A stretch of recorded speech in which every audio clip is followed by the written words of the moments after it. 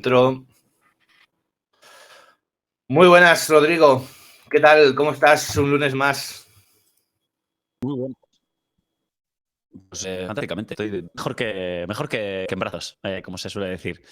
Fantásticamente, muy bien, muy bien, muy bien.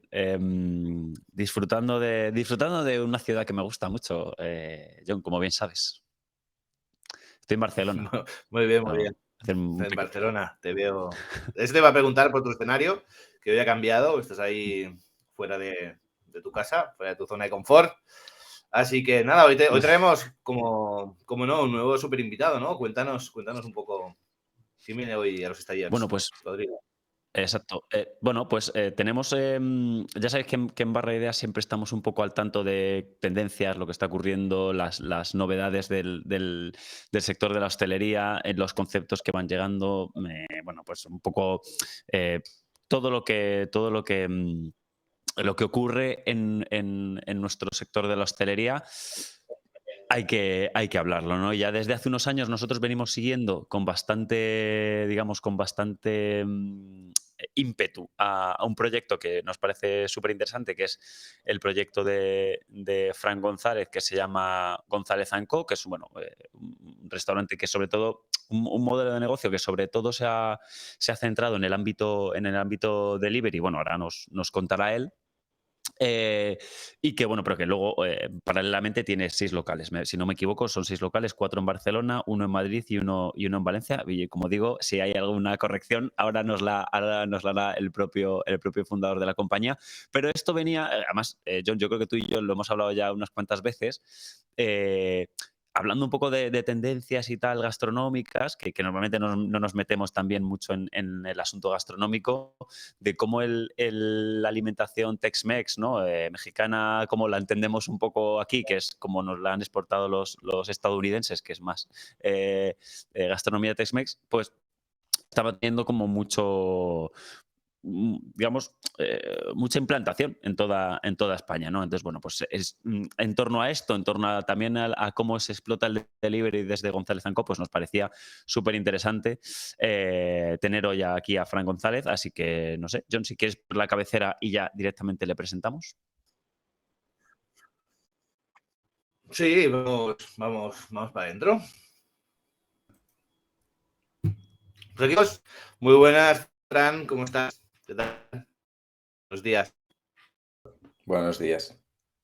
Muchísimas gracias, Fran, por atendernos. Y bueno, ¿he dicho algo incorrecto?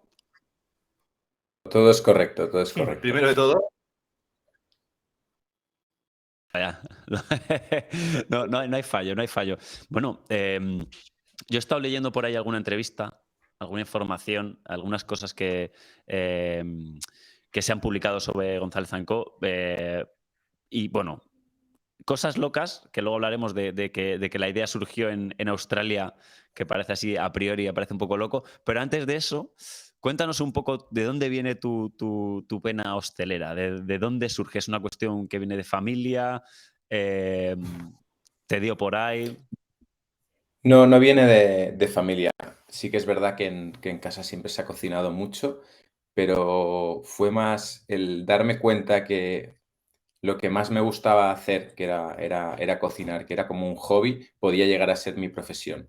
Como muchos hosteleros, acabamos en la hostelería porque en el colegio fallamos, ¿no? Continuamente. En mi caso repetí unas cuantas veces, no por mal chico, sino por un mal alumno, ¿no? No me motivaba, no me gustaba para nada lo que hacíamos, y sin esa motivación, es algo que me sigue pasando ahora, me cuesta mucho, ¿no? Siempre digo, soy como muy vago, ¿no? Me cuesta mucho tirar adelante algo que no me llame la atención o me motive.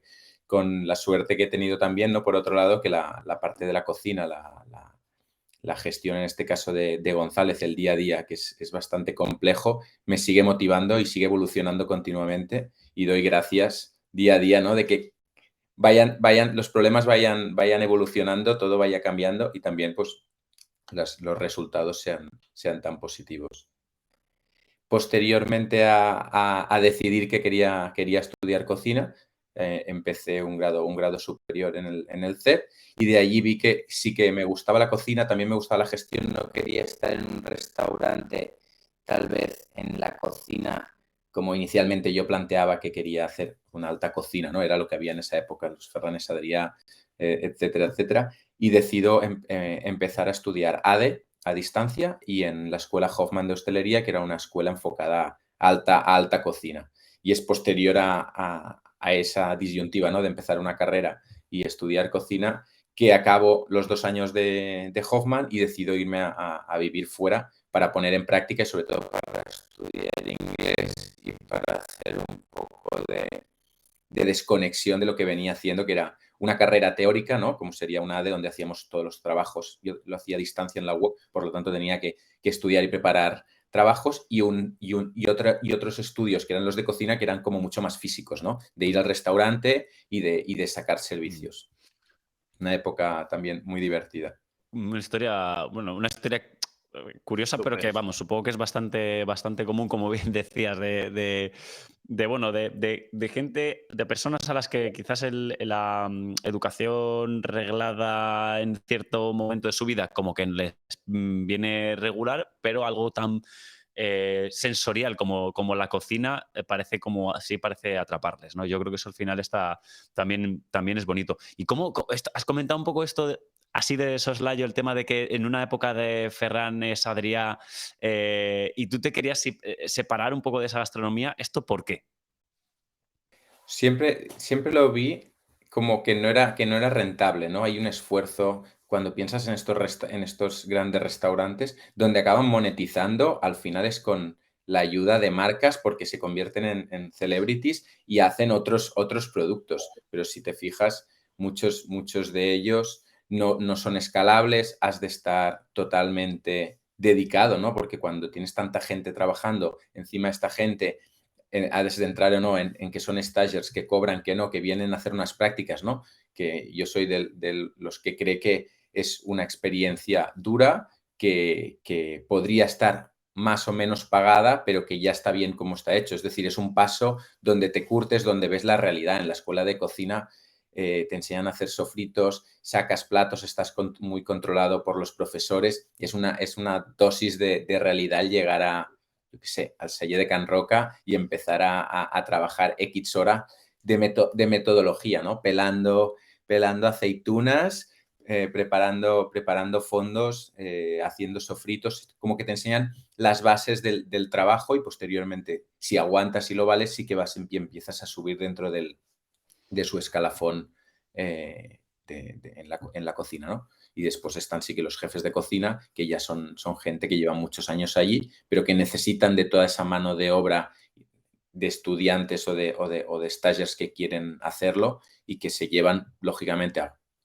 es una transacción donde te dejan vivir cerca del restaurante. Normalmente todos estos restaurantes no tienen viviendas donde tú puedes habitar pocas horas porque estás muchas horas trabajando y compartes una experiencia muy chula con tus compañeros, pero que posteriormente te llevas o cargas esa mochila con una experiencia, ¿no? Con unas dinámicas de trabajo que luego te marcan un antes y un después totalmente. Y me imagino que en tu caso querías huir de eso, Yo digamos, de ese, yo de ese no lo modelo. No lo veía, veías como, no. a ver, para Me el día a día. gustaba, si me hubieras dicho, si quería montar un restaurante, te hubiera dicho siempre que no, porque no lo veía. Y si me hubiera gustado, o si me planteaba en algún momento montar algo, yo me lo imaginaba más como de bocatas, de comida rápida, algo que puedas hacer cosas buenas a un precio ajustado, ¿no? Para que tengas el máximo número posible de clientes objetivos y al final, indirectamente, un poco lo que conocí en Australia de los burritos es por lo que me convenció, ¿no? Inicialmente, siempre digo como cliente, porque lo probé y me gustó, quería repetir, y por otro lado, porque era algo escalable, muy organizado, donde los costes estaban controlados, no tenías servicio a mesa, por lo tanto ya ahorras por ahí un porcentaje importante que puedes destinar, ¿no? Luego al food cost, si quieres ya luego lo hablamos.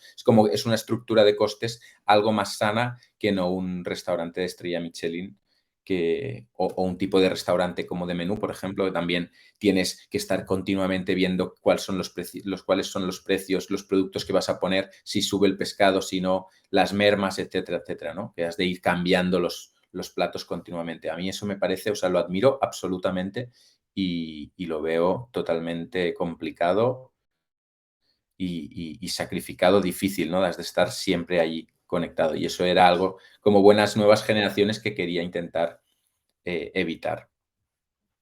Mm.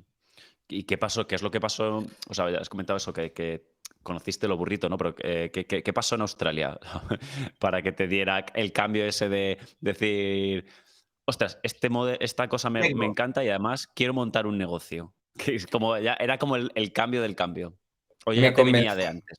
Me convenció, el tema de los burritos me convencieron y yo lo veía como es algo que podría funcionar en Barcelona y que lo podría montar. Y empiezo a investigar, a probar diferentes productos. También estuve trabajando en una cadena de allí, que actualmente sería como un McDonald's. No tiene nada que ver, era como algunas cosas sí, otras no, pero estaría muy alejado a lo que somos nosotros, años luz, ¿no? Pero conceptualmente ellos seguían pudiendo hacer algunos productos en el local, es decir, el guacamole, todas las carnes, todo lo hacían un poco como lo hacemos en González, es decir, la base es también la misma que tiene Chipotle. Es como si me hubiera ido a Estados Unidos y hubiera conocido Chipotle. Chipotle estuvo en algún momento no financiado, sino que tenían habían el accionariado McDonald's y los hizo crecer, los organizó de una forma, tienen como 2.800 locales entre Estados Unidos y Canadá, pero siguen haciendo el guacamole en los locales. Es otro concepto, ¿no? Las carnes las hacen allí, etcétera. Los arroces lo preparan todo y lo montan. Tienen cocinas centrales para las salsas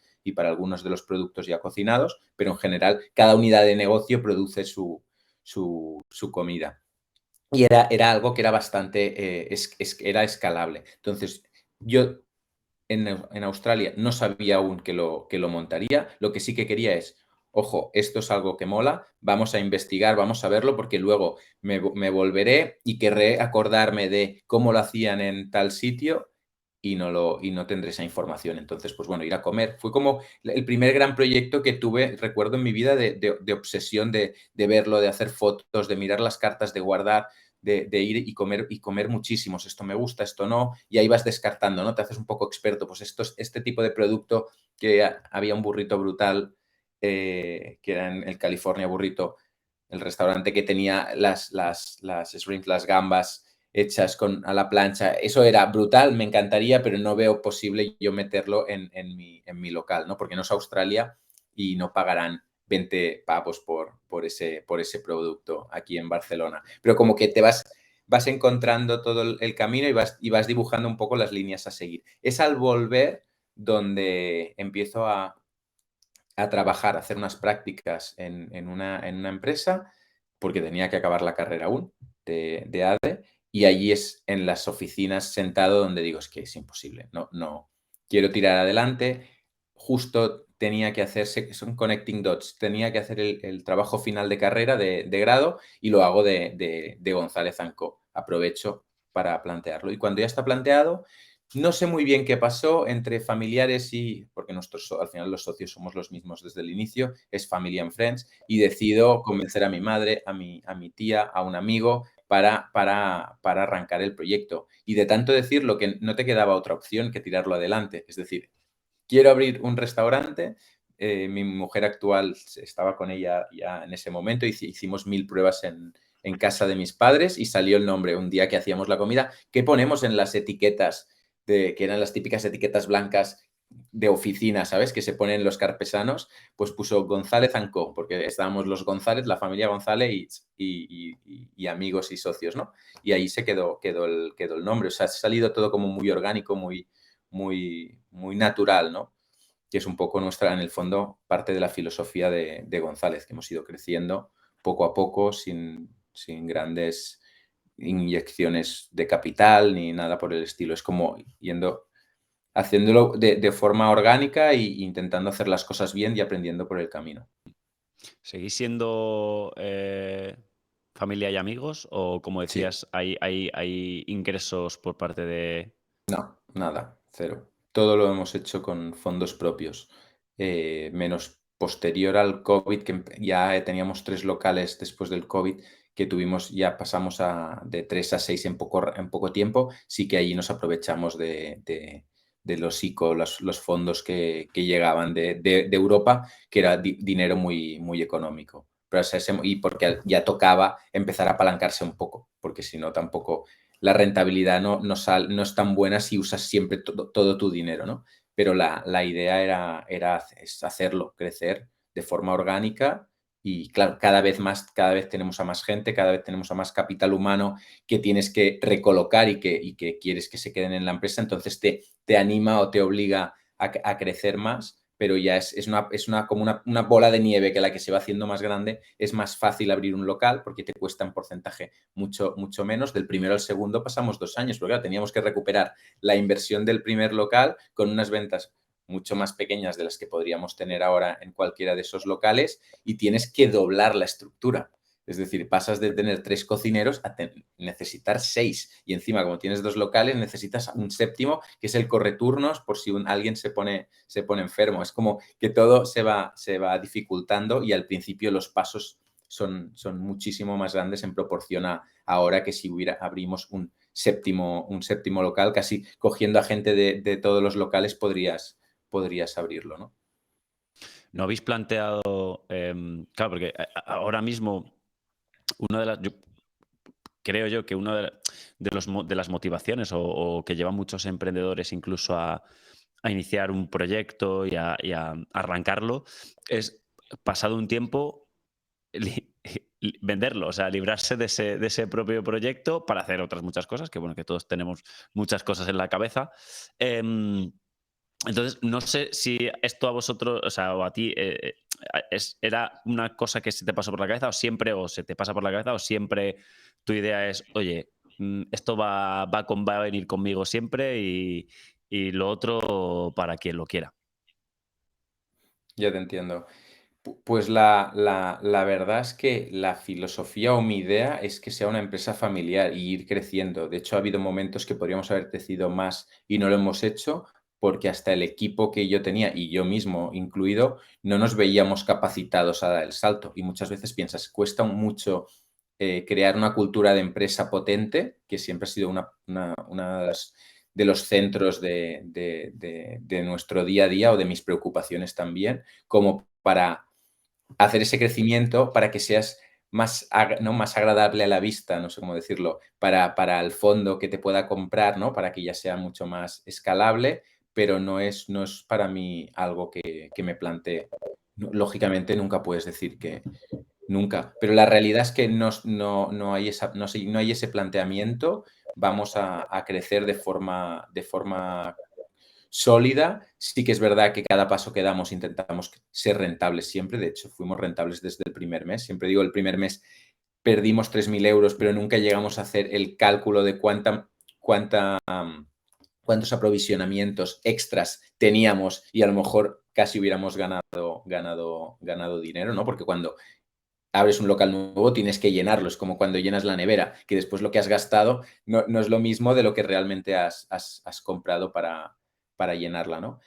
Y esa es mi realidad. A día de hoy no nos lo planteamos. Sí que es verdad que vas creciendo y te contacta gente que quiere invertir. Esto siempre ha estado totalmente cerrado. Somos los que somos y nuestra política es seguir creciendo de esta forma, pero también, sobre todo, para poder seguir este camino con la gente que me ha rodeado desde el inicio, ¿no? Tengo muchas personas que trabajan en González que son ya grandes amigos porque arrancamos juntos con yo 25 años, algunos con 21, 20, 23, es decir, ahí hay una nostalgia que nos hace también ser mucho más eficientes en capital que otras empresas y eso queremos mantenerlo. No sé si contesto a tu pregunta, pero Sí. la idea, lógicamente, todo puede llegar, pero no está para nada planteado ahora mismo, ni te diría en los próximos 5 años, no sé, idea. Ya. John, a mí se me ocurre, o sea, yo puedo seguir, ¿eh? O sea, si Sí. alguien me quiere, Ya te si me veo. quieres Digo, bueno, cortar, va, deja de tirar un rato. no, si me quieres cortar, Creo que ¿puedo hacer una última pregunta? No, simplemente. Venga, va, dale. No, dale. Ya me has cortado. No, haz una pregunta. Sí. Venga, va. Va. Ahora voy a quedar yo como el malo, ¿no? No, venga, va, que sí. Es que tengo una aquí. No, bueno, primero de todo. Déjame. ¿Sí o Venga, no? Sí, que sí. Venga, va, mira. ¿Cómo te gusta llorar? Fran, o sea, cuando arrancaste, has comentado que fuisteis rentables desde el principio. O sea, se me ocurren muchas preguntas, ¿no? Pero creo que para ubicar un poco también terminar de ubicar un poco esta charla que estamos teniendo. Desde el primer momento, el modelo de negocio, digamos, de González & Co siempre ha sido tener, digamos, mucha atención o ponerle mucha atención al delivery y algo en la sala, o surgió solo originalmente como delivery y luego se abrió la sala. ¿Cómo fue ese Totalmente al principio? contrario. Nosotros hacemos el business plan con mis socios, sobre todo con uno de mis mejores amigos, Alberto, que él trabajaba en un fondo, era financiero y quiso invertir en el proyecto y me ayudó mucho en toda la parte del business plan, todo lo que yo no tenía ni idea cómo funcionaba, el cuadrar, cash flows, etcétera, etcétera. Y nuestro planteamiento inicialmente teníamos el primer restaurante, el de Gracia, era un restaurante que antiguamente era un chino, que cogimos casi sin traspaso, tuvimos que hacer la obra desde el inicio, una obra muy sencilla, pero que sigue vigente a día de hoy y funciona súper bien, y teníamos sala. O sea, en el plan de negocio creo que el primer mes teníamos que facturar 16.000 euros, al final facturamos 26 o algo por el estilo, 26 con IVA, y éramos 6 personas trabajando ahí, yo me incluía. Mi mujer y Alberto se tomaron una semana de vacaciones para ayudarme a arrancar las obras, etcétera, etcétera. Que cuando te das cuenta lo que son unas obras y cuando tienes un presupuesto súper ajustado, piensas, no sé ni cómo me he decidido a abrir algo porque es una locura, pero nuestro planteamiento era 100% local, es decir, que la gente viniera, que comiera. El delivery estaba muy incipiente. De hecho, a un mes de abrir hubo una empresa, un comercial de delivery que me vino a ver para abrir y me dijo, hay restaurantes en Madrid que están facturando entre 3.000 y 6.000 euros más al mes haciendo delivery. Y yo decía, claro, si mi business plan es el 16.000 y ahí justo perderé dinero 2 o 3 meses, pero claro, facturo entre 3 y 6.000, wow, es que es una locura más. Llegaré a los 23, ¿no? Por ejemplo, o 22 y ya seré rentable. Entonces, sí, fue abrir y con este Take It Easy, creo que se llamaba, no llegamos a cobrar nunca. Vendimos 2.000 euros y quebró. Por lo tanto, no llegamos a cobrar, pero justo posterior a eso, no recuerdo con quién empezamos a trabajar antes, si con Deliveroo o con Globo, pero ahí es cuando conocí a Óscar, que en ese momento aún estaba en esa época de yendo a restaurantes a hacer captación comercial. Nos conocimos, me explicó el proyecto y ellos lo que hacían, porque inicialmente lo que pasaba mucho es que la gente pedía a través de Globo el ¿qué quieres? Y venían a buscar producto y empezaron a ver que a González había gente que pedía o que enviaba a este tío al rider a comprar un burrito, y ahí es donde nos quisieron introducir en la parte de restaurantes, que era súper incipiente. Y ahí es donde empezamos con el delivery, pero el delivery para nada estaba en nuestro plan de negocio. De hecho, hasta el COVID, el delivery era el 45% de la facturación. 65, no, mentira, 50, 55 más 55 local y el delivery 45, 50, pero siempre con un precio un poquito más alto por todo el tema de packaging y las comisiones, pero muy poco, y era mitad y mitad. Fue después que nos fue muy bien en post-COVID por el tema de estar muy bien posicionados ya en el delivery, de estarlo haciendo con tiempo, y que las operaciones, que también han sido otro gran pilar de González, pudiéramos o supiéramos entregar muy rápido y fiablemente el producto, independientemente que el burrito performe muy bien en el delivery porque viaja muy bien y aguanta como tocho el calor, pero eso es ahí es donde marcó un poco el antes y después entre local y delivery. Y ahora estamos otra vez luchando mucho hacia atraer a gente al local, porque los locales los hacemos muy chulos con Sandra Tarruella, son locales grandes, y porque nos es interesante también el tener ese público, lógicamente, en el local, el conocer el público directamente. Al final, Globo está está muy bien y es un gran partner, pero tienes esa barrera, ¿no? Entre que yo, si tú eres consumidor de González, no te puedo conocer, es muy complicado. Y en el local el producto también pues está recién hecho, no ha tenido que viajar, ¿no? Es esa nuestra guerra, porque el delivery o las aplicaciones tienen mucho potencial, exacto, y tienen mucho potencial económico, tienen mucho potencial, no, tienen mucha fuerza a nivel marketing de crecimiento y tú has de luchar mucho para conseguir igualar y mantener esos porcentajes en local. No es que luchemos porque queramos que solo funcione en local, para nada, es simplemente que, claro, cuando trabajas con un monstruo como es Globo, que hace publicidad, etcétera, que hay otras marcas, que hay sinergias ahí, tienes que luchar para que la gente te venga al local. Es un mix de las dos. Aparte, se retroalimentan. Cuando tú tienes mucho local, la gente luego te pide en casa, y con el COVID ha pasado un poco al revés. De gente que nos conocía, intentar que vengan al local también, porque entonces ven la experiencia o conocen desde dónde sale el producto, porque si no conoces, no ves que la cocina está abierta, cómo lo hacemos todo ahí. Tiene esa parte del show o del enseñar cómo se gestiona, y que estamos orgullosos de ello. Sí, no, me parece, yo estoy muy cómodo, la verdad, Rodrigo. Antes me preguntaba si quería hablar. Estoy muy cómodo casi de oyente, ¿no? Porque me parece muy interesante todo lo que nos cuentas, Fran. La verdad que para mí es un placer conocerte. Yo me dedico sobre todo a temas de análisis presupuestario, control de coste, estructura, y tal como lo planteas todo, tal como explicas cada punto, se nota que hay mucho cariño, que hay mucho mimo, ¿no? Y que se miran todos los detalles, ¿no? Por ejemplo, esto que hablas del delivery, pues al final potenciar cada uno de los recursos que tenemos, ¿no? Ni dejarnos llevar porque el delivery funciona muy bien, ni apostar todo al local, sino que todo sea lo mejor posible, porque al final pues, se retroalimenta, va mejor para el negocio y también al final pues para la gente, ¿no? Que genera esa experiencia y todo lo demás.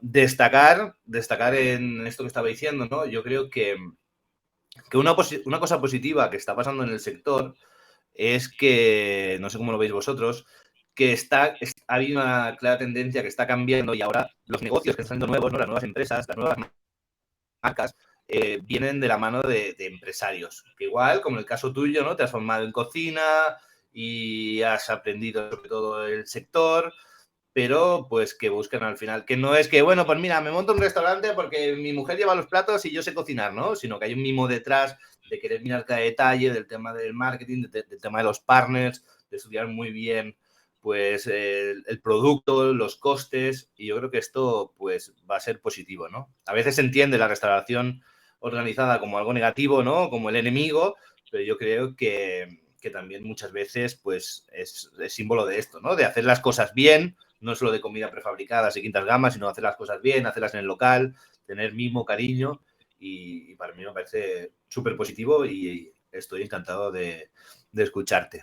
Quería preguntarte, ya más o menos nos has contado sobre el tema del crecimiento, ¿no? Y de hacer un crecimiento sostenido y demás, que me parece muy interesante, pero ¿cómo se gestiona el crecimiento en el momento que pasáis de 3 a 6 locales?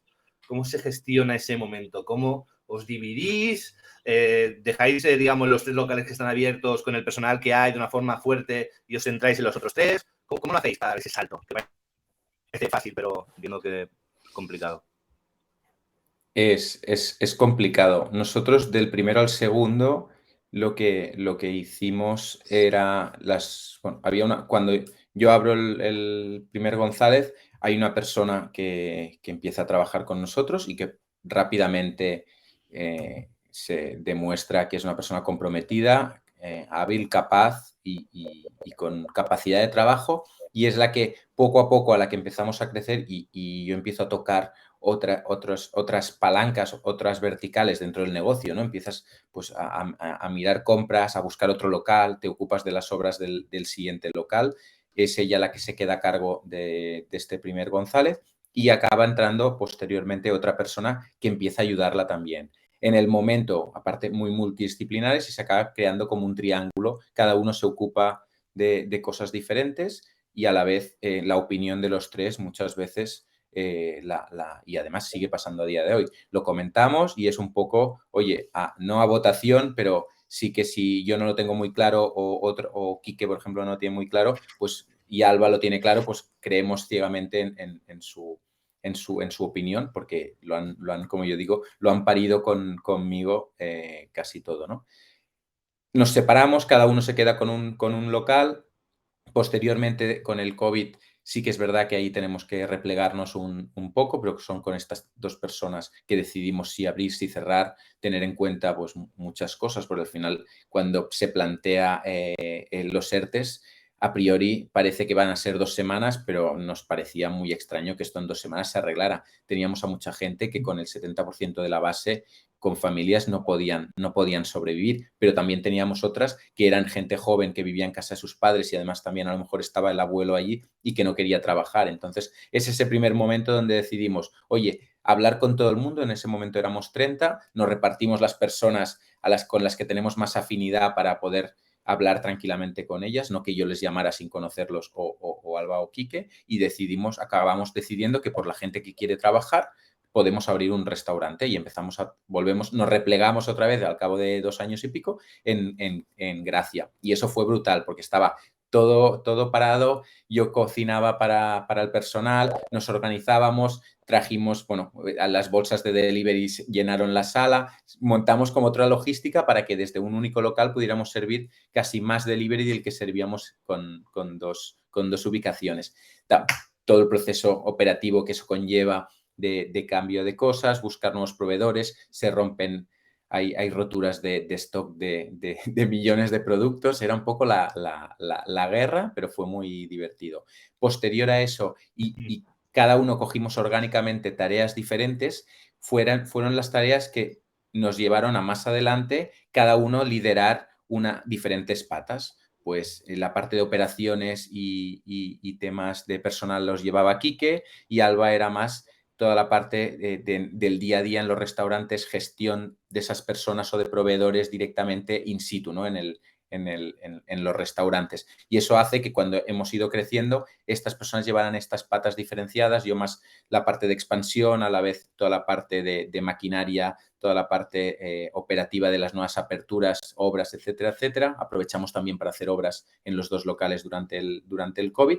Y cuando ya hemos ido creciendo, sí que hemos tenido que ir profesionalizando cada vertical de estos headquarters para que no todos lleváramos todo, ¿no? Pero sí que nos sigue costando no meternos en el día a día del otro, porque al final, como lo hemos también vivido, nos es muy fácil y es muy cómodo. Y por eso con esa visión 360 que tenemos, todas las personas ahora en la oficina somos 8 personas, con mandos intermedios 11, y somos las personas que rotamos, que nos movemos entre los diferentes locales, pero con mucho conocimiento. Creemos mucho también en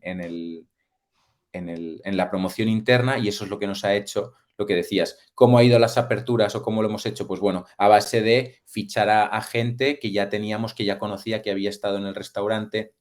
Muchos de ellos habían entrado a trabajar 20 horas, luego pasaron a 40 horas porque acabaron de estudiar cocina, posteriormente se hicieron managers, posteriormente pasaron a ser area managers, como un proceso muy natural donde los vas capacitando, pero que toda la parte técnica la tienen totalmente controlada. Por lo tanto, son gente que no se les escapa nada, que van a un local y no les ven cómo se está haciendo el pollo, a la vez que si está el local limpio, a la vez si los gramajes se hacen correctamente, ¿no? Si el packaging está llegando bien, es muy multidisciplinar. Eso tiene cosas muy buenas y es esa tranquilidad en el día a día de que las cosas salen súper bien y que estamos orgullosos de las puntuaciones, por ejemplo, que tenemos en Globo y la velocidad y el servicio, pero por otro lado te dificultan que si quisieras abrir 3 o 4 locales, los estándares que tenemos o que se plantean a nivel equipo, que le llamamos esto es o no es filosofía González, teniendo en cuenta pues si cómo lo hacemos, pues te limita que tú has de ser coherente en el discurso y en el crecimiento para que puedas seguir haciéndolo de la misma forma en cuanto a calidad, porque si no hay una desmotivación del equipo muy importante. No sé si me estáis siguiendo. Es decir, nosotros hay unas cosas Sí, que nos motivan, que es hacer las cosas bien y eso a lo mejor conlleva que podamos trabajar X horas más o que tengamos una sobrededicación o estar implicados emocionalmente de una forma que en otras empresas no pasa, pero que también tiene algunos hándicaps y que has de ser muy coherente como gerente del negocio de saber cuándo apretar, cuándo no, si podemos crecer. Y con el crecimiento sí que veníamos de un tiempo de consolidación, hicimos un crecimiento importante, al final en 2 años tampoco ha sido una locura y ahora estamos en ese momento de, oye, queremos abrir más, también queremos ver qué ha pasado, ahora todo se está normalizando un poco más a nivel costes de producto y de suministros, pero yo tampoco las tengo todas conmigo y a nivel equipo hemos estado aprovechando estos meses para hacer un poco de parón y decir, oye, vamos a reorganizarnos. Realmente teníamos una estructura suficiente o demasiado grande para lo que tenemos ahora mismo. Oye, hay que ajustar, hay que estar encima de esto. ¿Necesitamos un departamento de compras porque antes lo hacíamos entre todos? Pues sí, pero empecemos con una persona de prácticas, veamos cómo funciona y le vamos transmitiendo toda nuestra información, porque fichar a alguien de fuera y que nosotros sigamos haciéndolo porque es como trabajamos, tampoco tiene sentido. Es muy, muy orgánico, muy día a día, no sé cómo decirlo, lo vamos gestionando como podemos. Pues, no, me gusta mucho porque además yo también soy un poco de esa escuela, ¿no? Y ese perfil que se genera, ¿no? De profesional cuando tienes que hacer más de una cosa, cuando creces desde inicio, cuando no tienes presupuesto ilimitado, ¿no? Como decías tú al principio, ¿no? Que el presupuesto pues, de la familia, la inversión, digamos, inicial, que no tienes socios, inversores detrás o grandes socios. También cuando pasa lo del COVID, que si nos replegamos, que si tal, que si tenemos que hacer esto, ahora nos repartimos las tareas. Yo creo que crea perfiles profesionales muy potentes y además muy comprometidos y esto es positivo, ¿no? Mi pregunta en base al crecimiento es, ya entiendo más o menos tu respuesta por lo que nos has contado, pero ¿tienes miedo a que algún día se vaya de las manos en el sentido de que crezcas tanto que digas, ostras, se me escapa el control? O no porque ya sabes que vas a hacerlo poco a poco y sabes que ese momento no va a pasar. ¿Tienes esa sensación de miedo, de crecimiento, de descontrol o no? No tengo miedo al crecimiento. No, creo que no. O sea, lo tendría que valorar. Sí que es verdad que pues, queremos seguir creciendo, hay que ver y hacerlo con cuidado. Hemos abierto en Madrid, hemos abierto en Valencia. Te das cuenta que operativamente es mucho más complicado. El esfuerzo que conlleva estar en estas ciudades es mayor del que creíamos inicialmente y no lo cambiaría, pero tal vez desde hace un tiempo pienso que si hemos de abrir algún otro local, de momento yo abriría cerca de nuestro core, ¿no? Barcelona, alrededores, hay muchas ciudades con mucho potencial. Más que nada es un tema de inversión contra esfuerzo, ¿no? O también contra costes operativos de mover personas arriba y abajo continuamente. En Madrid estamos muy bien ubicados y está funcionando muy bien. Sí que nos dimos cuenta que la marca pues no tiene el nombre o la clientela que hay en Barcelona, aunque ya hace tiempo que hemos estado y nos hemos ido moviendo primero en cocinas ciegas y luego ya en locales físicos. Y ahora empezamos a traccionar muy, muy bien. Y claro, piensas, ostras, tal vez es un mercado donde tendría que abrir otro local. Pero la capacidad financiera que tenemos es limitada y ahora estamos trabajando con Cuina, que son una empresa, un operador de marcas para delivery. Se han profesionalizado en llevar máster franquicias y sobre todo nos dan esa capilaridad de poder llegar a zonas de Madrid que a día de hoy nosotros sería imposible hacerlo, de una forma muy profesional, que no es con una cocina con Pepito y otra cocina con Juanito, sino hay todo un equipo detrás que lo gestiona muy correctamente y estamos trabajando con ellos y la idea es poder llegar a muchas ciudades tier 2 donde ellos operen y donde ya están en proceso de crecimiento de la mano, ayudándolos nosotros, lógicamente, a enseñarles cómo esa marca funciona y dedicando también esfuerzos, pero sin CAPEX, ¿no? Es un tema más de dedicación de personal, de OPEX, que al final lo cubres también con los royalties y a lo mejor no es muy rentable inicialmente para nosotros, pero es explorar una vertical muy interesante que si lo comparas con el abrir un local que has de hacer una inversión mucho mayor y que el retorno puede ser mucho más grande si funciona, pues tiene una pata que estamos probando y eso también es interesante, por ejemplo. Sí, totalmente. Mira, me has respuesto justo de lo que te decía, que estaba muy cómodo oyente, Porque justo una de las preguntas que tenía era de preguntarte por Barcelona, Madrid, ¿no? Valencia, lo que era la diferencia, ¿no? Porque uno abre en Barcelona, abre otro en Barcelona, y quieras o no, aunque no sea en la metodología o muy operandi de trabajo, pero puedes ir al local, visitas a otro, te reúnes, no estás más o menos cerca, es cierta cercanía, más allá de la inversión inicial, ¿no? Lo que es la distancia, pues marca un reto, como tú has dicho, pues bastante grande, ¿no? Ya no solo a nivel financiero, porque el financiero te permite pues tener recursos, pero necesitas tener el control, necesitas estar cerca y la distancia siempre marca pues una dificultad añadida. Me gusta mucho lo que has comentado, me gusta mucho cómo lo has expresado. Yo creo que, o como opinión personal, creo que es la forma correcta, o como yo lo haría también, ¿sabes? Fortalecer Barcelona, como tú dices, que es como es vuestro core, Madrid, que también es un potencial cliente, y hacerlo de esta forma que tú planteas. Me parece sensacional lo que nos cuentas, de verdad. Rodrigo, ¿querías decir algo? Te veo ahí Sí. nervioso. Yo no, tengo más preguntas, tengo más cosas. Hay una cosa que, si no me equivoco, la marca, digamos, nació en el año 2016. Supongo que es donde está la apertura. Aunque has comentado que la idea original de González & Co no era el asunto de delivery, sí que es verdad que desde esa fase, digamos, inicial, que es prácticamente 50% es delivery y 50% es venta en el local. O sea, hay un porcentaje alto de venta, obviamente, de venta en delivery. O sea, digamos que sois casi una de las compañías que surgió en esta nueva ola del delivery, que comentabas también con Óscar de Globo y tal, que os conocisteis cuando ellos estaban arrancando esa pata de la compañía, que hoy digamos, es la pata fuerte de la compañía.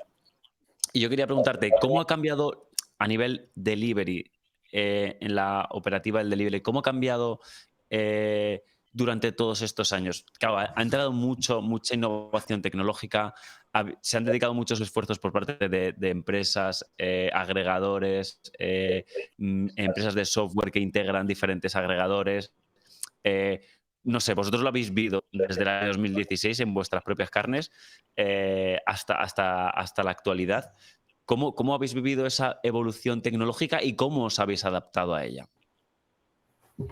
Nosotros tuvimos algo y tenemos que nos ha ayudado mucho, que son la metodología de trabajo donde la línea de producción del burrito va con una etiqueta por producto donde te da toda la información. Pues si es un burrito de pollo con arroz normal o integral, sin una salsa, con guacamole, etcétera. Toda la información viene en esa etiqueta. Eso te permite que puedas pasarlo de mano a mano sin tener que seguir o al cliente o en ese caso a un ticket que sería al de Globo con 10 burritos allí mirando cuál es cuál. Eso nos ayudó porque nos hacía ser muy rápidos. Cuando salía el ticket por la impresora de Globo, la persona de ventas lo picaba a mano en el TPV y salía en la impresora de cocina y la persona que estaba en la línea lo preparaba. Por lo tanto, esta persona que había picado el ticket en caja cogía la bolsa, le grapaba, ¿no? Como el típico ticket que llega con la bolsa, y era muy rápido tener el burrito listo. Eso hacía que el rider, pues muchos riders, ya cuando llegaran tuvieran el pedido listo, el tiempo de entrega se reduce, a la vez, como el rider ya sabe que González va rápido, muchas veces se pone cerca de González porque sabe que tiene volumen. Entonces entras en un círculo de como lo hace rápido, como encima lo entrega rápido, al cliente le llega bien, encima el producto performa correctamente, hace que tengas más volumen, que no, me acuerdo los Goico de la época, que no empezaban a preparar la hamburguesa hasta que el rider estaba allí. ¿Qué pasaba? Que había muchos riders que anulaban pedidos, etcétera, etcétera. Esto, cuando empezamos a trabajar más el local, en la posición de ventas era muy difícil de cubrir porque había de ser alguien que estuviera atendiéndote y a la vez, cuando tú estuvieras decidiendo, pasando tickets, porque llegó un momento que pasábamos como 60 tickets por hora mínimo. Es decir, estabas continuamente en el COVID, tenías todos los tickets en la mano y pasándolos. La tecnología lo que hizo es que se pudieran integrar las plataformas con nuestro TPV, entonces ya te sale a día de hoy no tiene nada que ver. Por una impresora te sale el ticket de la bolsa, por otra donde está la zona de bebidas, en la línea te salen los productos. Todos estos productos ya llevan pues el ticket que va con el número de pedido, que en la bolsa también lo ves, por lo tanto es muy fácil de machear, y te pone pues 1 de 6, 2 de 6, que antiguamente era, tengo el 334, ¿tienes algo más de este pedido? Porque no lo teníamos numerado, no sabíamos si nos dejábamos unos nachos o no. A la vez también la persona de ventas grapaba el ticket, que el ticket era como una matrícula rarísima, ¿no? Lo habéis visto alguna vez, el de Globo PH, no sé qué números, y le marcabas un número, que era nuestro número de servicio interno. Ahora esto ya está todo macheado y es muchísimo más fácil. A nivel tecnológico, esto sería más operativo. Después ha cambiado muchísimo. Nosotros estábamos trabajando con Globo y con Deliveroo, llegó Deliveroo y nos hizo una oferta para ir en exclusiva. Entonces, aquí ya empiezas a descubrir otro mundo que, como hostelero o como Fran de la época con 20 y pico años, que su obsesión era que el burrito estuviera bueno y las operaciones, entras en un campo que es la negociación con las agregadoras, que es otra cosa que es de otro mundo, que si me lo hubieran dicho inicialmente no me lo hubiera creído. Oye, ¿qué me ofreces? ¿Qué me das? ¿Qué te pido? Nosotros abríamos inicialmente de lunes a sábado. Teníamos dos equipos de trabajo, uno de mañanas y uno de tardes, que cada 2 semanas se cruzaban. Entonces siempre hemos hecho horarios seguidos, pero era mañana y tarde. Y a la gente le gustaba porque el domingo siempre era fiesta. Si tú trabajabas, aunque fuera por la noche, horario de noche, domingo era festivo, sábado acababas de trabajar, domingo era festivo y no entrabas a trabajar hasta el lunes por la tarde. O al revés, sí que había un fin de semana corto cada 2 semanas, pero en general funcionaba. Cuando entramos a trabajar con Deliveroo en exclusiva nos garantizan unas ventas, nos dicen que venderemos tanto y que si no nos pagarán un porcentaje de lo que no vendamos, etcétera, etcétera. Era como para fichar a estos restaurantes y tener ese producto en exclusiva. Tuvimos que cambiar y fichar a más gente, abrir el domingo. Fue mucho más rentable porque el alquiler lo divides en vez de en 24 días en 30 o en 31, pero tienes todas unas personas que están acostumbradas, que hasta que se adaptan, algunos se fueron, otros los invitamos a irnos, fichamos a gente nueva, fue también el primer gran reto que yo recuerdo de González, ¿no? De decir, vale, ya operativamente todo funciona, llevo aquí 6 meses trabajando mañana y tarde y el domingo es el único día que no me he de preocupar del bebé, ¿no? Que está cerrado y no hay problemas ni ventas. Y posteriormente te hacen una oferta que no puedes rechazar, pero que tienes que hacer un cambio radical en el día a día, ¿no? En la vida, porque es cuando ya estás los 7 días de la semana, en algún momento tú también has de descansar. No puedes estar siempre conectado. Y eso fue uno de los cambios que nos llevó a instaurar el delivery los fines, también los domingos. Aparte, y hacía mucho tiempo que te decían, es que el domingo es el día que más se vende en delivery. Ya, pero para mí, yo ya lo tengo montado de una forma y así estuvimos con Deliveroo durante 2 años y pico, casi 3, hasta post-COVID, que la idea era a finales del 2020 abrir un tercer local y ahí ya plantearnos si multi-app, si Globo, etcétera, etcétera, porque Globo era muchísimo más potente, pero nosotros a pequeña escala volvíamos a lo mismo, rentabilidad. A lo mejor vendíamos algo menos, pero las operaciones en ese momento de Deliveroo eran mucho mejores que las de Globo, porque Deliveroo tenía un track record mucho mayor, que venía de Francia, de Londres, era una empresa mucho más grande. Globo estaba abriendo muchísimas ciudades con McDonald's, que además le pedían unos radios de demanda y de reparto muy grandes y tenían unas dificultades logísticas muy importantes. Entonces yo, como González, prefería a lo mejor vender un poco menos y estar en Deliveroo, hasta que posteriormente cambió. Los grandes en exclusiva era Five Guys y González. En Barcelona estábamos en exclusiva con Deliveroo y mucha gente me decía, me he tenido que bajar la aplicación de Deliveroo para poder pedir González. Y digo, es que de eso se trata. Eso es lo que querían, claro. Eso es lo que querían desde Londres. Y hoy, ¿cómo operáis hoy actualmente con el de delivery? ¿Estáis en Globo o tenéis Globo. plataforma propia? No tenemos plataforma propia. Trabajamos con Globo. Siempre he creído que zapatero a sus zapatos. Es decir, gestionar una flota, aunque sea a través de aplicaciones como Stuart, que hacen, o Globo for Business, que hace exactamente lo mismo, ¿no? Y nuestro TPV te permite integrarse o puedes integrarte, no funciona de la misma forma. Si hay problemas, si a ti no te envío una bolsa que no es la correcta, tienes que poder contactar conmigo y eso supone tener una persona los 7 días de la semana operativa o más de una con el sobrecoste que eso conlleva, porque si lo quieres hacer realmente bien tienes que dar un soporte. Entonces, cuando lo pones encima de la mesa y haces números, no sale a cuenta. Al final, Glovo, yo soy muy defensor de Glovo, de Deliveroo. Tienen un coste, por supuesto, pero es un coste que, por otro lado, si estás en un centro comercial, pagas mucho más de retail, ¿no? Para que ese cliente te pida. De la otra forma, nosotros preparamos una bolsa, si tenemos capacidad de cocina, lo podemos sacar. Y en restaurantes tradicionales que puedan estar en delivery, aunque te cobren una pasta, es ese pedido extra que puedes sacar o dos, ¿no? Imagínate lo que hablabas de la restauración tradicional, que está el marido en la barra y la mujer en cocina o al revés. Si tú haces un producto y lo puedes sacar y vendes 3 más y te llevas X, es que el coste del personal, tú estás allí físicamente. No es una variable, ¿no? El margen de contribución es totalmente es impersonal. Cuando entras en nuestras operativas, eso ya cambia, porque yo sí que necesito más personal para poder dar servicio a la demanda. Totalmente de acuerdo. No, totalmente de acuerdo. Preguntar algo más. Esto del delivery y al final... esto de los costes del delivery, que al final es verdad que tiene un coste, pero es que todo tiene un coste. Hay que pensar también en lo que te ahorras. Entonces, para negocios que, por ejemplo, solo vivan del delivery, pues a lo mejor tiene un problema, porque la comisión que se lleva el distribuidor, ¿no? Pues te va a afectar a tus costes el 30%. Pero si tú tienes un negocio que funciona, que cubres tus costes fijos, que tienes tu personal, al final es un plus. Todo lo que es delivery, digamos que es un plus al negocio y es positivo. Entonces, yo creo que tampoco hay problema. Zapatero a sus zapatos, como dice Fran, y lo único que hay que mirar a nivel de estructura de costes, pues que entre en el equilibrio y que te sea más rentable posible. Igual que nos decía antes Fran de apalancarse en el dinero, ¿no?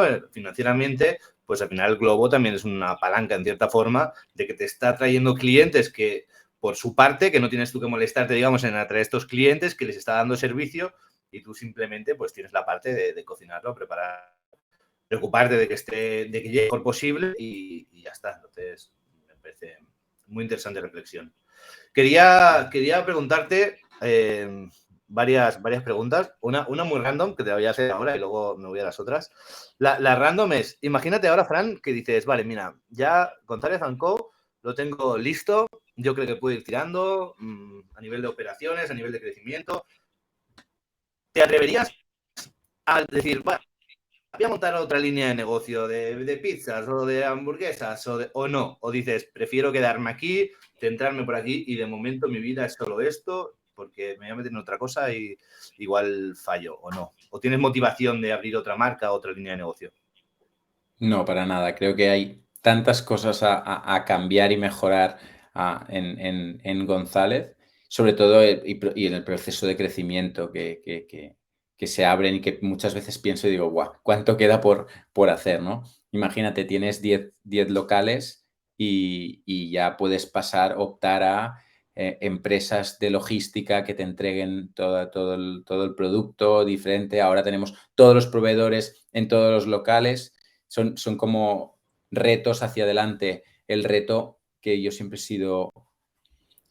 lo he tenido en la cabeza, pero nunca he pensado que sea factible realmente para lo que nosotros queremos hacer, de tener una cocina central, ¿no? ¿Qué produces o no en una cocina central? Porque la calidad de las cosas que se producen en una cocina central, pues también a priori baja, ¿no? Es como es ir estudiándolo, es ir viendo. ¿Podemos entrar en centros comerciales? ¿Es algo donde podemos funcionar? Creemos que sí, es uno de los retos actuales, ¿no? Pero hay tantas cosas por hacer y sobre todo es eso, que cambia a diario. Va cambiando tanto el día a día, que no pasan 3 o 4 meses. Antes te iba a decir 6, pero yo creo que menos, que sea totalmente otro negocio y que estás en otra etapa totalmente diferente. Que aparte que hemos coincidido los que abrimos cosas o los que hemos vivido, ¿no? En restauración, sobre todo, un COVID, una superinflación en materias primas, que es lo siguiente, una plaga de mangostas. Ya te lo puedes Es que esperar todo, exacto. todo. Sí, sí. No, me parece muy inteligente. Ojo, que no digo que el que quiera abrir otras líneas de negocio, cada uno es libre de decidir y de pensar. Pero yo opino como tú, creo que lo inteligente, siempre hay cosas por mejorar, siempre hay cosas por optimizar, ¿no? Y yo creo que teniendo un negocio que funciona y que todavía uno siente que puede aportar más, ¿no? Llegados al momento en el que uno se sienta a lo mejor estancado, de pues mira, voy a probar otra cosa. Pero mientras uno vea cosas a mejorar y a optimizar y a crecer, yo creo que lo inteligente es esto. Porque sí que es cierto que para que un negocio funcione, pues se necesita una fórmula del éxito, ¿no? Pero que muchas veces esta fórmula del éxito no es aplicable para todos los negocios ni para todas las ideas, ¿no? Entonces, me parece muy interesante esto que comentas. Luego quería preguntarte, y ya por dejar el tema del crecimiento aparte, cuando empiezas a crecer, entiendo que empezáis pues entre vosotros y lo vais haciendo y demás en el primer local, cuando empiezas a confiar en profesionales externos o profesionales quizás no externos porque los contrates, pero específicos como marketing o control de negocio o no sé, interioristas, cualquier posición, ¿en qué piensas primero? ¿Cómo es ese crecimiento? ¿Cómo te vas estructurando? Que dices, vale, ahora necesito a alguien de marketing o ahora necesito esto. ¿Cómo lo gestionas en ese sentido? Bueno, en nuestro caso creo que ha sido más el que se han ido delegando tareas. Nosotros del primer al segundo local nos dimos cuenta que la primera imagen que habíamos hecho, que es parecida a la que tenemos ahora, pero no estaba bien ejecutada y que para nosotros poder desplegar la marca debíamos hacer un cambio en la base del logo de González, por ejemplo, ¿no? Para que nos diera mucho más juego. Eso, por ejemplo, yo me di cuenta a base de plantear, es que no me acaba de gustar, pero sin tener ni idea y por amigos en común con un estudio que luego hemos seguido trabajando con ellos muy bien, vimos que eso era necesario, pero que por otro lado a la vez, hasta que tenía dos opciones, o esperarme a abrir el segundo local y luego hacer la inversión en los dos locales, o correr como pudiese para llegar a que el segundo local ya tuviera una imagen diferente, que efectivamente eso era lo razonable y es lo que hicimos. El Instagram, por ejemplo, estuvimos mucho tiempo que hasta los, creo, 7, 8 mil seguidores los llevaba yo y en esa época podías seguir a gente, deseguir a gente continuamente. Era como un trabajo obsesivo. Dicho esto, ¿cuándo empiezas a fichar a gente o a delegar? Yo creo que es más delegar cuando ya no llegas y hay cosas que naturalmente dices, vale, esto ya lo tengo muy claro, sé que esta persona le he ido dejando rienda y lo puede hacer y por lo tanto coge esa batuta, que eso es lo que pasaba más en las cosas operativas, a lo mejor, como tú me has dicho, por un tema de que ya la gente estaba dentro. En posiciones muy concretas como marketing, por ejemplo, sí que fue hace relativamente poco. Empezamos también con una persona de prácticas a ver qué tal, porque lo gestionábamos nosotros internamente y de allí poco a poco pues vas dejando o vas acompañando a esta persona. Actualmente tenemos reuniones semanales, vemos qué queremos hacer, qué cambiamos, cómo gestionamos la comunicación interna, etcétera, etcétera, pero es algo que fichas y que también hemos probado con empresas externas que no a lo mejor no nos han funcionado como queríamos. Nos hemos dado cuenta que cuando lo quieres hacer bien ha de estar in-house, ¿no? Pero sería más un tema de como ahora ventas, hay compras, perdón, pues lo gestionamos nosotros, buscamos a alguien de fuera, sobre todo para hacer los primeros pinitos y nos pasó igual con el departamento de recursos humanos. Hicimos primero en su momento un planteamiento de buscar a alguien mucho más senior y no nos funcionó y volvimos a un intermedio de este rol, a esta situación que nos funciona, de alguien con ya experiencia, en este caso no eran unas prácticas, sino que ya el departamento necesitábamos crearlo porque éramos 70 y necesitábamos hacer un crecimiento hasta los que somos ahora, unos 110, pero muy orgánico muchas veces, por eso también me da miedo depende qué crecimiento, no, ficharemos a grandes expertos de cosas, pero a lo mejor son expertos, pero no conocen la dinámica del restaurante, las dinámicas entre las personas, ¿no? La afinidad que nosotros tenemos como familia y cuesta plantearte que eso pueda ser a base de talonario, ¿no? De fichar a alguien muy bueno que le pagaré mucho, no, eso no. Por eso decía así. antes, cuando hablamos del dinero, ¿no? De la expansión y del límite financiero, que a veces no es una cuestión solo de dinero, porque puedes tener dinero, pero es que el dinero no te asegura el éxito, porque puedes contratar un gran experto, como tú digas, pero que no esté alineado con vosotros, ¿no? O con la marca o con lo que tiene que hacer, ¿no? Entonces, el dinero sí que es cierto que parece que lo puede comprar todo, pero realmente es mucho más interesante pues que las bases estén sólidas y ese crecimiento que tú dices orgánico, ¿no? Luego el dinero te puede ayudar a crecer más rápido o menos rápido, pero es importante sobre todo tener unas buenas bases. Luego, otro tema, Fran, que tocamos siempre aquí prácticamente casi cada episodio es sobre el tema del personal y la dificultad de encontrar personal. ¿Cómo lo estáis viviendo desde González & Co? ¿Tenéis un departamento de recursos humanos? ¿No lo tenéis? ¿Lo hacéis entre todos? ¿Es difícil encontrar? ¿Qué tipos de perfiles buscáis? Nosotros tenemos un departamento de recursos humanos y sí que trabajamos. Nos cuesta encontrar, nos cuesta sobre todo que la gente se presente a las reuniones. Es algo que cuando alguien ha entrado en el mundo de la contratación, sobre todo en hostelería y en algunos otros sectores también, que me dicen, es que tenía 6 personas y se presentaron 2.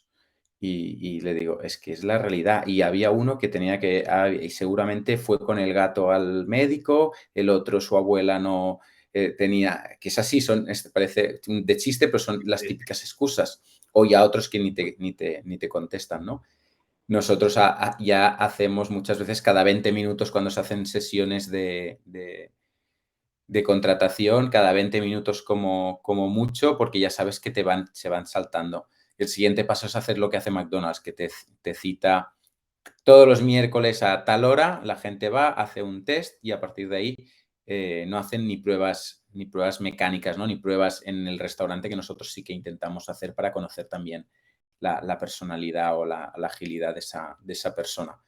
Pero sí, es muy complicado. Luego nosotros nos funciona muy bien la recomendación, es decir, alguien que trabaja con nosotros X horas, que es estudiante, nos recomienda a un amigo que también está en la uni que quiere venir a hacer unas horas, entonces porque se ha enterado que Pepito se va. Tenemos mucha gente que lleva mucho tiempo, sobre todo la gente full time, los de 40 horas, los horarios como estructurales, y luego lo que nosotros trabajamos es con extras de días fijos, pues martes, de lunes a jueves por las tardes de 7 a 11 y allí tenemos muchos estudiantes, por ejemplo, o por de mañanas de gente que estudia por la tarde y hace de 12 a 4, de lunes a jueves. Y luego también tenemos los de los fines de semana. Es como que se han ido creando unos horarios fijos para personas que a lo mejor no son del sector, pero que sí que quieren trabajar en hostelería porque les encaja mucho, porque siguen estudiando una carrera, porque tienen otro trabajo, etcétera, etcétera. Entonces, eso sí que nos funciona, está muy claro, todo se hace legal, nocturnidades, festivos, etcétera, etcétera, por lo tanto la gente se nos queda. Tenemos mucha, ¿cómo diríamos? Tenemos mucha conciencia de que las personas vienen a trabajar, que no se les pueden hacer cosas extrañas porque te servirá un día, pero luego eso te genera un mal branding interno que no tiene ningún sentido y que a la larga es una inversión más. Totalmente de acuerdo. No, y además no deja de ser aprovechar lo que mucha gente ve como un problema o una debilidad, ¿no? Decir, no, es que solo son estudiantes, no es que solo tal. Ostras, pues, depende de qué casos, ¿no? Incluso puede venir bien por lo que tú dices, ¿no? Horarios, se suele trabajar más el fin de semana en la restauración, pues quizás pues a estos perfiles profesionales les va mejor, ¿no? O sea, también mejor, o no tienes ya a lo mejor hace 40 horas y por lo tanto también no te da flexibilidad por los horarios. y me parece interesante. Entonces, entiendo que buscáis o encontráis o os va mejor perfiles más jóvenes, ¿no? Que tengan ganas, que tengan aptitudes y luego formarlos, que quizás no gente un poco más experimentada y tal, o no, o es al revés. Depende de la posición. Las posiciones de lo que es cocina directamente, sí que ahí tenemos personas que son más cocineras. Por muchas ganas que tengas, si no tienes experiencia, es complicado que puedas llevar un servicio porque son de servicios de alta intensidad y necesitas pues, ser hábil con los cuchillos, cuando estás en el grill, controlar las cocciones del pollo a la brasa, necesitas tener un arte para hacerlo, porque estás haciendo esto salteando vegetales, marchando arroz, frijoles, como todo lo hacemos nosotros en los locales, para bien o para mal, también tenemos esa parte de dificultad que no es poner unas hamburguesas en una plancha automática donde aprietas un botón o fríes las patatas, aprietas un botón, bajan. Cuando las cargas, se carga con una máquina súper especial que te pone el gramaje exacto que ha estado estudiado, ¿no? en el centro de producción, y tú haces simplemente esa parte motora de las cosas. Nosotros las salsas se hacen cuando haces el guacamole, perdón, pues depende de cómo esté el aguacate, tienes que saber si un poco más de sal, si menos. Tiene esa parte aún de ser un restaurante de comida fast casual, pero donde todo se hace en el local y tiene ese hándicap. Y en la parte de la línea, allí sí que es un aprendizaje que da igual que seas cocinero o no, porque al final seguramente aunque seas cocinero no habrás enrollado un burrito en la vida. Y ahí sí que se necesita conocimiento de entender pues si está el frijol bien, si hay que cambiarlo, que esté caliente, que esté correcto, los gramajes, pues un tema más de práctica y adaptado a diferentes perfiles y que se forman con nosotros. Súper. Vas creando ¿Tenéis escuela. un plan de cómo es el proceso? ¿Tenéis un plan de onboarding cuando la gente viene? ¿Lo vais enseñando? ¿No? Entiendo. Sí. Para al final facilitar también recursos, ¿no? Si no, cada vez que tiene que venir alguien, explicarle y... Bueno, es un proyecto, por ejemplo, que ahora está encima de la mesa de seguir mejorando este plan. Ya no solo el onboarding, ¿cómo decirlo? De la información que te dan para que conozcas a la empresa, cómo hemos profesionalizado la firma del contrato, la entrega de ropa, etcétera, etcétera, que antes era, llega Pepito y le das 2 camisetas y yo ya vendré el lunes y que no estoy y firmaré el contrato con él, ¿no? Ahora siempre te recibe pues o el manager o el área manager, te da la bienvenida, te explica, tienes un PDF con toda la información de qué es lo que hacemos, cuáles son nuestros valores, misión, etcétera, etcétera. Y por otro lado, lo que estamos mejorando es ver qué personas son formadoras, ¿no? Un poco, tú pues ya siempre lo harás con esta persona o con esta otra para que te asegures que las formaciones, esto lo empezamos a hacer en cocina y ahora también lo estamos haciendo bien en la línea, ¿no? Nosotros tenemos cocina, que es esta parte de la producción en los fuegos, que luego se corta el pollo y se pasa a la línea donde se hace el ensamblaje con las etiquetas, ¿no? Pues la cocina, es mucho más técnica, sí que hay un jefe de cocina que te hace la formación y que hay un seguimiento con unos controles y unos exámenes que duran 2 semanas para asegurarte que todos los procesos están bien hechos. Y ahora estamos en ese proceso pues también de ventas de línea, porque sobre todo llega ese momento de que tienes más rotación porque sois muchas personas en el negocio y necesitas pues trabajarlo. Por eso que nunca no te aburres y siempre hay parte de mejora y posibilidad dinámica como para plantear en hacer otra vertical. Aparte que los inicios siempre son muy duros y yo creo que admiro a la gente que abre y reabre proyectos, ¿no? Yo ahora mismo estoy muy metido con el mío, no me puedo ni plantear el enfocarlo o el abrir otra vertical.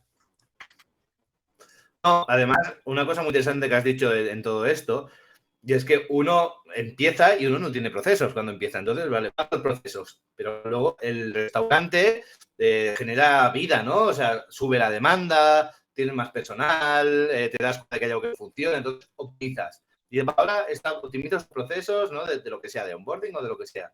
Y sigue teniendo vida el restaurante. Entonces es importante siempre ir optimizando y siempre hay cosas que pulir, ¿no? Bueno, El primer Rodrigo, yo año solo nos tengo una pregunta basamos mucho en más. esto. Dale, venga. Sí, yo creo que es un poco lo... ¿Sí? No, mi pregunta es casi de cierre, pero bueno, luego si quieres decir algo, Rodrigo, pues adelante. Me gusta decirte, bueno, primero que ha sido muy interesante todo lo que nos has contado, y la verdad que yo encantado. ¿Qué consejo le darías? ¿Vale? Hemos dado muchos, ¿no? Pero ¿qué consejo le darías a alguna persona que ahora esté pensando que tenga un restaurante especializado pues, en el tuyo, ¿no? O sea, Tex-Mex, hamburguesas, pizzas, lo que sea, y que quiera abrir un segundo local o un tercer local? ¿Qué consejos le darías para ese crecimiento? Yo no te digo 6, sino para abrir el segundo o tercero, ¿en qué debería focalizarse? ¿En procesos, en el personal, en la estructura? ¿Qué le dirías? Hombre, yo antes de abrir un segundo local tendría que centrarse mucho en asegurar que el producto o la comida, cómo se hacen los procesos del primer local, en el momento que él se vaya o esté dedicando tiempo a la apertura del segundo local, que tendrá que dedicar mucho tiempo, porque si no es cuando los costes se te disparan de las obras, cuando empiezas a tener problemas operativos, estén muy resueltos. Y asegurar esa dinámica, aunque te esté funcionando muy bien, de no pensar que eso seguirá inmóvil así y que no se va a truncar, ¿no? Porque la realidad es que mi abuelo siempre dice que el ojo del amo engorda al caballo, y cuando tú estás en un local las cosas funcionan mejor, y por eso hay que moverse y estar ahí, pero si no, has de dejar a alguien que haga como de amo, ¿no? De que tenga muy claro qué es lo que necesitas o qué es lo que quieres hacer, y que estéis muy alineados. Posteriormente a eso, lógicamente, en la apertura, pues tener en cuenta que las obras siempre se retrasan, que siempre cuesta más en cuanto a costes de lo esperado, y sobre todo cuadrar muy bien los timings y la formación del nuevo equipo, porque sí que es verdad que si tú abres un segundo local, si no canibalizas ventas, vas a tener que sacar a gente de este primer local buena para repartir equipos, y posterior meter a gente que se forme para seguir con el día a día del mismo. Nosotros esto siempre lo hemos sabido hacer porque no hemos economizado a lo mejor han estado un mes cohabitando en un local las personas para abrir el segundo, también porque por lo que nosotros nos funcionaba en cuanto a delivery, cada vez teníamos más locura de ventas, y al abrir el segundo sí que se repartían un poco estas ventas por radios de demanda, pero que sí que estábamos como cohabitando durante bastante tiempo el personal del primero y el segundo local. Y luego iba a decir una cosa que ahora se me ha pasado totalmente de lo que hablábamos, que tal vez sería el tener muy en cuenta eso, que la dificultad se multiplica porque son muchas más personas, y las ventas seguramente a lo mejor son un 30% más inicialmente, pero tú en cuanto a costes has pasado de 100 a 200.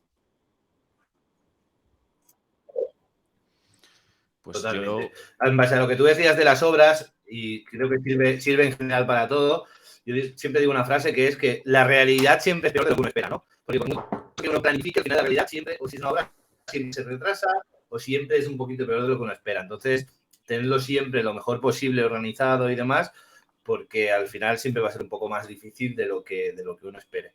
Y luego, a mí yo como conclusión también entiendo que no sé si la compartes o no, pero creo que también hay un paso difícil, ¿no? De cuando pasas a ser 1 a cuando pasas a ser 6 o más, porque cuando eres 1, por poner un ejemplo, no puedes tener una persona de recursos humanos, porque quizás no te da, ¿no?, la estructura de costes. Cuando eres 6, 10 o 20, pues puedes tener un equipo de recursos humanos. Y cuando estás ahí como en entremedio, tienes la necesidad de esa persona de recursos humanos, pero todavía no tienes esa solvencia económica, ¿no?, como para poder tener un equipo, ¿no? Entonces, también ese crecimiento como intermedio, ¿no?, que empiezas a crecer, pero todavía no tienes grandes recursos, y yo creo que tiene cierta dificultad, ¿no? Sí, pero lo tienes, luego tienes el departamento de recursos humanos, como puedes tener el departamento de operaciones, y luchas para que se hagan las cosas como crees que se deben hacer. Es decir, yo he tenido mucha suerte de compañeros de viaje en este proyecto, tanto socios como personas que trabajan en González, pero sí que te das cuenta que cuando abres llega gente de fuera, porque hay momentos que también hay que fichar a talento, y es algo que a lo mejor yo en otra entrevista que tuve me preguntaron si cambiaría algo y tal vez sería de no haber tenido miedo a fichar algo más de talento porque nos hubiera ayudado a todos, teniendo las mismas personas que tengo ahora, pero fichar algo de talento antes porque te dan un soplo de aire fresca o no, o visiones desde otros puntos de vista o con experiencias en restauración diferentes. Y eso también te lleva, lo que venía diciendo antes, que también has de luchar para que se hagan las cosas como tú creas, porque si te entra un director de un departamento y tiene una visión totalmente diferente, cuesta, ¿no? Porque lo has fichado para que haga su trabajo, no puedes estar marcándole qué es lo que quieres hacer, porque para eso ya lo haces tú, ¿no? Pero sí que te has de intentar o luchar para que la vocación o la filosofía siga siendo la que tú crees y la que engloba toda la organización, que ha de ser coherente, porque si no ya es difícil que los mensajes se transmitan en cascada de arriba a abajo, como para que encima cada día haya una persona que diga una cosa diferente. Entonces ya es una olla de grillos, creo que es una expresión en catalán, pero que no ya cuesta, no se sabe hacia dónde ir. Totalmente. Pues son las 11:53, se nos han pasado esta hora y media prácticamente volada, así que, Fran, eso es buena señal. Creo que ha sido una charla muy interesante y entretenida para nosotros, y sobre todo creo que ha sido una charla que puede ser muy provechosa para aquellas personas que estén pensando o que estén pensando en montar un negocio o en expandir en el que están. A mí se me han quedado algunas preguntas en el tintero, pero es que John Fernández no se calla, así que habrá que hacer... Yo hablo mucho. No, ha sido perfecto. Así que habrá que hacer haremos otra conexión más adelante y te seguiremos preguntando por otras cuestiones que se nos vayan ocurriendo y cómo va la evolución de González & Co. Así que, Fran González, de verdad, muchísimas gracias por habernos acompañado. Nosotros nos vamos a quedar ahora, John y yo, despidiendo del programa. A ti te dejamos, que seguro que tienes muchas cosas del día a día y la operativa de los restaurantes. Ha sido un placer, de verdad. Muchísimas gracias por invitarme. Un saludo. Hasta luego. Bueno, John. Muchas gracias, Fran. Hablamos todo pronto. Bueno. ¿Qué pasa? Bueno, ha sido intenso, interesante. Me he quedado con ganas, ahora que se ha ido, te lo puedo contar. No, de preguntarle más por el tema de el tipo de negocio desde el punto de vista gastronómico, de cómo el Tex-Mex y toda esta historia estaban ganando mucho peso, e incluso, yo creo que no poniendo, digamos, una tendencia, no llegando a poner en peligro la supremacía de las hamburguesas y las pizzas, pero bueno, oye, que al final es un modelo que está teniendo ahora mismo muchísimo auge, bueno, ya los últimos años, no es algo especialmente nuevo, pero sí continúa, digamos, con ese auge. Bueno, para dentro de 15 días. Así, pero momento, joder, que estás aquí a Barcas y hoy estás en bola, como estás en Barcelona. No, yo voy a decir que esos temas me parecen muy interesantes. De hecho, yo pensaba que íbamos a ir más por aquí, pero me ha gustado mucho porque se ha abierto a explicar, no todo a detalle, ¿no? Pero, o sea, todos los procesos, todas las inquietudes, todas, ¿sabes? A nivel no interno, pero sí a nivel de estructura y de cómo se han organizado y de los retos. Y la verdad que me ha gustado mucho. O sea, hoy habría estado todo el rato callado. Al final preguntas y van saliendo cosas, pero habría estado callado todo el día porque ha sido, la verdad, que un lujo. También porque es una parte un poco más de mi expertise, ¿no? Yo soy menos... Sí, no, pero además es es un asunto, yo creo, muy joder, que aprovechando que le teníamos y que la conversación ha ido un poco por ahí, pues oye, lo hemos explotado tal y bueno, se nos ha acabado el tiempo y chimpún, no hay ninguna, no hay que pedir perdón por esto, no hay que pedir perdón. No, desde luego. Que, Ahora sí. ¿Qué? Venga, ¿qué? La semana que viene, no, siempre digo la semana que viene y no es la semana que viene, dentro de 15 días. Es el 9, si no me equivoco. El 5. Uy, joder, el 9, madre mía. El Pues 5 de hoy junio. la resaca. ¡Ay, la resaca del estaller! Sí, sí. Oye, los estalles, como bien ha dicho Fran, son muy intensos, mucha intensidad. Sí, y además es que no hemos entrado en todo ese tema, perdón, no hemos entrado en todo ese tema que ha hablado de cuando los estallers y tal, que sí. Bueno, pasa por es que si entrábamos ahí ya... Tanto por hablar, es que hay tanto por hablar. Madre mía. Total. Habría que ya haremos por traer a alguien o algún otro chef, bueno, Que chef cuente la experiencia sobre eso, ¿no? Hablar sobre sí. eso. Es que se me está ocurriendo una persona, pero bueno, ya comentaremos. Nada, eso, el 5 de junio estaremos, yo en principio estaré otra vez en Madrid, si todo va bien, en casa. Estaremos con Eva Ballarín. Eva Ballarín, que viene a hablarnos. En principio, charlaremos sobre lo humano y lo divino, como suele ser habitual. Y en concreto vamos a hablar siempre que acudo a ella acabo preguntándole por el tema de las tendencias en el ámbito gastronómico, qué cosas ha visto por ahí, como está siempre por ahí de picos pardo, total, de cancaneo, pues preguntarle qué es lo que se está viendo por ahí para hacer un pequeño adelanto de probablemente luego tendencias que suelen cumplirse bastante, ¿no? Hace años yo recuerdo que comentábamos mucho el tema de los food halls, bueno, pues después se empezaron a poner un poco más de moda en España, en fin, bueno. Vamos a ver qué nos cuenta. Oye, esto siempre nos trae cositas frescas. Sí. Ya sabes, yo siempre me hago mi café, me vengo aquí y digo, bueno, a ver qué me cuentan hoy.